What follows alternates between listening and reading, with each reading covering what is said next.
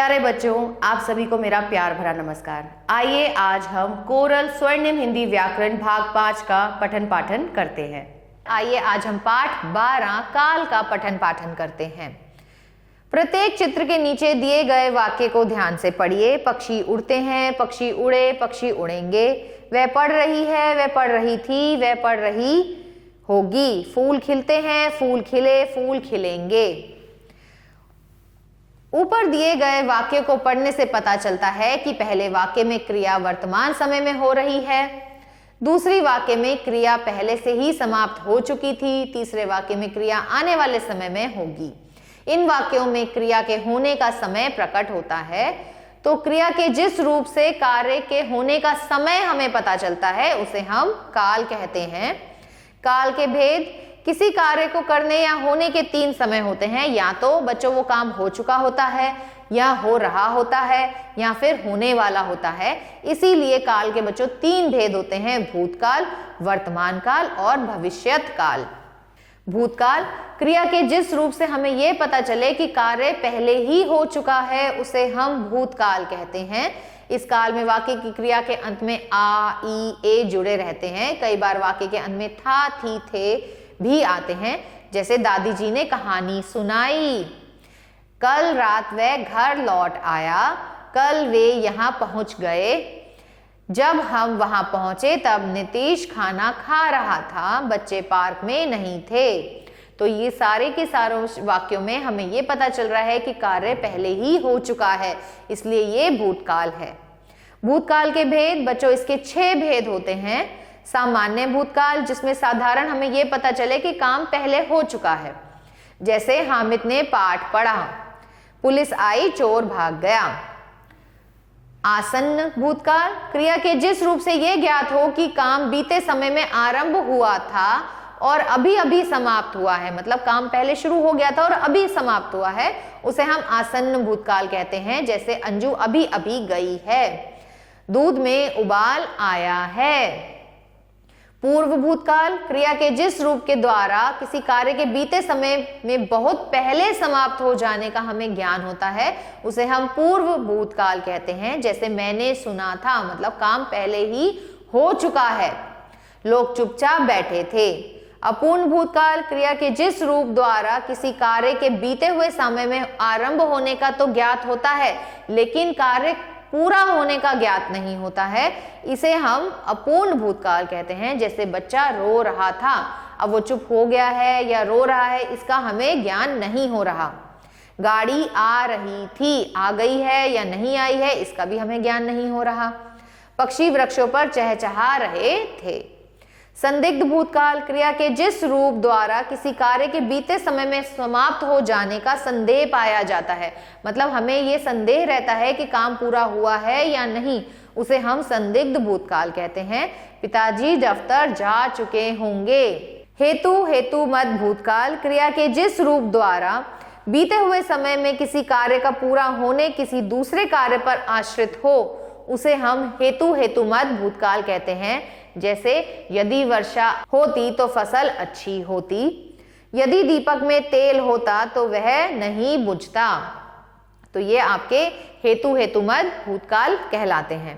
वर्तमान काल: क्रिया के जिस रूप से हमें यह पता चले कि कार्य अभी हो रहा है उसे हम वर्तमान काल कहते हैं। जैसे मैं प्रातः टहलने जाता हूँ, वह प्रतिदिन विद्यालय जाता है, बच्चे कहानियां पसंद करते हैं। तुम आजकल कहाँ रहते हो, वह बस अब जा रही है। तो इसके भी कितने भेद हैं बच्चों? इसके 3 भेद हैं। कौन कौन से हैं? सामान्य वर्तमान काल: चल रहे समय में क्रिया के जिस रूप द्वारा कार्य का सामान्य रूप से होना प्रकट हो उसे हम सामान्य वर्तमान काल कहते हैं। जैसे कि मतलब काम चल रहा है, हो रहा है वर्तमान में। गाय घास चरती है, विदित खेलता है। अपूर्ण वर्तमान काल: चल रहे समय के क्रिया के जिस रूप द्वारा कार्य के निरंतर होने रहने का बोध होता है उसे अपूर्ण वर्तमान काल कहते हैं। जैसे सिनेमा घर में फिल्म चल रही है, गंगा नदी में बाढ़ आई हुई है। संदिग्ध वर्तमान काल, चल रहे समय में क्रिया के जिस रूप द्वारा कार्य के होने के विषय में संदेह प्रकट हो उसे संदिग्ध वर्तमान काल कहते हैं। जैसे वह अभी आती होगी, बच्चे तालाब में नहा रहे होंगे। भविष्यत काल, क्रिया के जिस रूप से कार्य के आगने वाले समय में होने का ज्ञान हो उसे हम भविष्यत काल कहते हैं। जैसे किसान खेत पर जाएगा, वे कल यहाँ अवश्य आएंगे, आज शाम को वर्षा होगी। भविष्यत काल के भेद, इसके बच्चों दो भेद हैं। सामान्य भविष्यत काल, जिससे हमें ये पता चले कि कार्य सामान्य रूप से भविष्य में होगा, जैसे कि आज वर्षा होगी, कल हम मुंबई जाएंगे। संभाव्य या संदिग्ध भविष्यत काल, क्रिया के जिस रूप द्वारा कार्य के समय में किसी होने का हमें संदेह हो उसे हम संभाव्य या संदिग्ध भविष्यत काल कहते हैं। जैसे संभवतः वह आज ना आए, शायद राम आ जाए। क्रिया के रूप, उपयुक्त कालों के आधार पर क्रिया के विभिन्न रूप होते हैं। किस काल में क्रिया के क्या रूप होते हैं इसके समझने के लिए हम जा धातु के 3 मुख्य कालों के क्रिया रूपों को यहाँ देख रहे हैं। इसके आधार पर अन्य धातुओं के रूप बनाइए। जैसे जाना का क्या हो जाएगा बच्चों? पुरुष, उत्तम पुरुष में एक वचन और बहु में मैं जाता हूं, हम जाते हैं, मैं जाती हूं और हम जाती हैं। और ऐसे ही मध्यम पुरुष में क्या हो जाएगा? तू जाता है पुल्लिंग में, तुम जाते हो, और वही स्त्रीलिंग में तू जाती है, तुम जाती हो।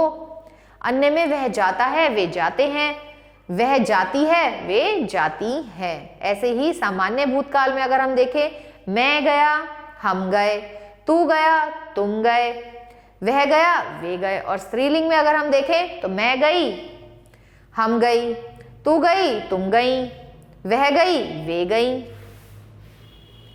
भविष्यत काल में मैं जाऊंगा, हम जाएंगे, तू जाएगा, तुम जाओगे, वह जाएगा, वे जाएंगे। और ऐसे ही स्त्रीलिंग में देखें, मैं जाऊंगी, हम जाएंगी, तू जाएगी, तुम जाओगी, वह जाएगी, वे जाएंगी।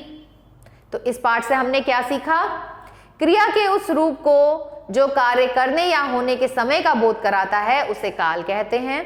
काल के 3 भेद होते हैं, वर्तमान काल, भूतकाल और भविष्यत काल।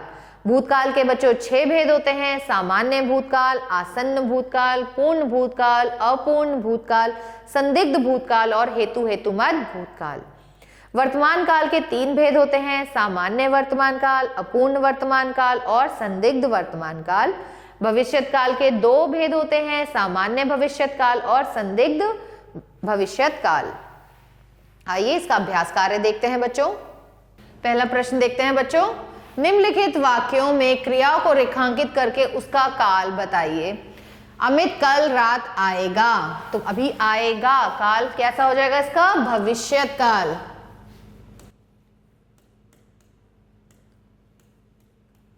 रीता यहीं खेल रही होगी, मतलब कार्य अभी चल रहा है, तो ये कैसा होगा? रही होगी में क्या हो जाएगा बच्चों? ये हो जाएगा वर्तमान काल। आकाश साफ है, तो ये भी कैसा है? साफ है, मतलब वर्तमान काल है। तुमने अपना पाठ कब याद किया? तो हमें इसके बारे में नहीं ज्ञात के पाठ उसने याद कर लिया है, इसलिए याद किया बच्चों। इसमें ये क्या हो जाएगा? ये हो जाएगा आपका भूतकाल। बाकी के भाग आप अपने आप से अपनी अभ्यास पुस्तिका में करेंगे। निम्नलिखित वाक्यों का निर्देशानुसार काल परिवर्तन कीजिए। इसमें आप नंबर 2 देखें बच्चों, मोर नाच रहा था। वर्तमान काल में इसे हमें लिखना है, तो कैसे लिखेंगे?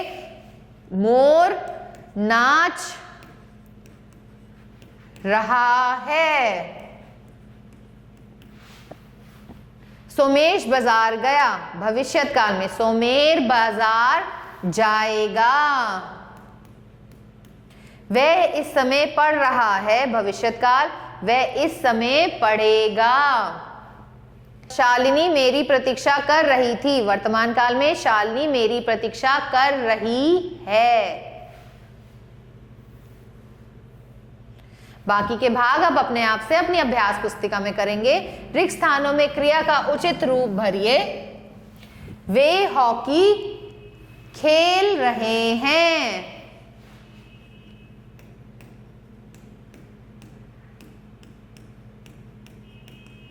वह आज नहीं जाएगा।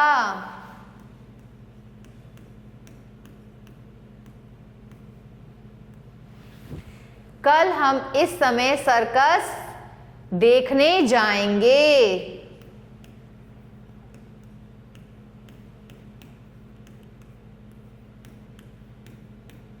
बच्चा रो रहा है।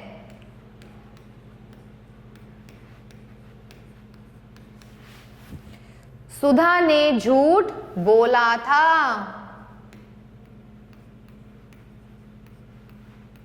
बाकी के भाग आप अपने आप से अपनी अभ्यास पुस्तिका में करेंगे। सही विकल्प चुनिए। काल के कितने भेद होते हैं? बताओ बच्चों जल्दी से, कितने भेद होते हैं इसके? 3 भेद होते हैं। वर्तमान काल के उपभेद होते हैं 3। भूतकाल के उपभेद कितने होते हैं बच्चों? 6। भविष्यत काल के कितने उपभेद होते हैं? 2। जो काम आने वाले समय में होना निश्चित होता है वह कौन सा काल होता है? भविष्यत काल। आशा करती हूं आप सभी को यह पाठ अच्छे से समझ आया होगा। मिलते हैं अगले पाठ में, तब तक के लिए आभार।